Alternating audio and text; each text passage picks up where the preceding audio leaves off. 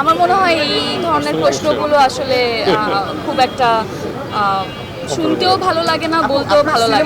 রমজান মাস মানেই হচ্ছে মেয়েদের জন্য একটু বাড়তি আয়োজন, নতুন জামা কাপড়, ঈদের জন্য প্রিপারেশন এবং নিজেকে গুছিয়ে নেওয়ার জন্য এখানে কসমেটিক্সে অনেক বড় একটা রোল থাকে। এখন তো আসলে অনলাইনের যুগ, অনেক কিছু অনলাইনে অর্ডার করে ফেলা যায় এবং সময় এবং সুযোগ পেলে কিছু জিনিস থাকে একেবারে নিজে গিয়ে দেখে নিতে পারলে ভালো, সেই জায়গাগুলোতে নিজেরা যাওয়া হয়।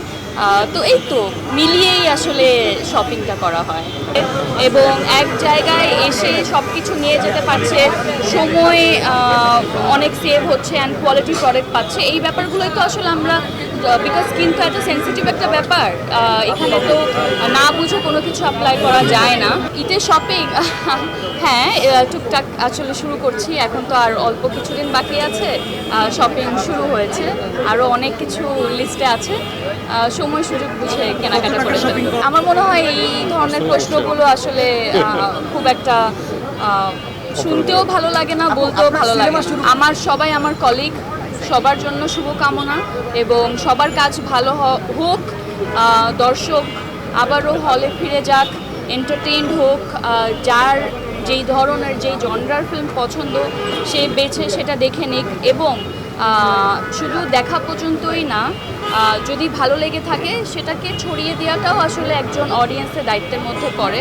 তো আমার যদি কোনো কিছু ভালো লাগে, আমার এটা অবশ্যই জানানো প্রয়োজন আমার ফ্যামিলি ফ্রেন্ডসদেরকে।